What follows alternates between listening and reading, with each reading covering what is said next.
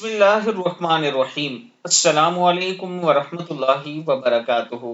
آبجاد channel کی طرف سے آج میں اپنے چاہنے والوں کو ایک بہت ہی پیارا عمل بتاؤں گا، ایک بہت ہی پیاری دعا بتاؤں گا جو آپ صبح کے وقت پڑھیں تو اللہ تعالیٰ کا خاص کرم ہوگا۔ جو شخص 7 مرتبہ یہ دعا صبح کے وقت پڑھ لے۔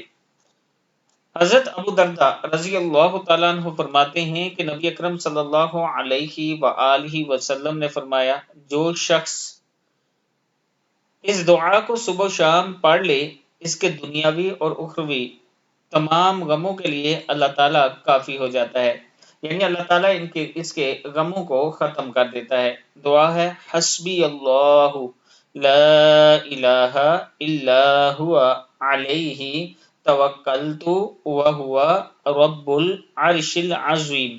میرے لیے اللہ کافی ہے، اس کے سوا کوئی معبود نہیں، اسی پر بھروسہ ہے اور وہ عرش عظیم کا مالک ہے۔ حسبی اللہ لا الہ الا ہوا علیہ توکلت وہو رب العرش العظیم۔ صدق اللہ العظیم۔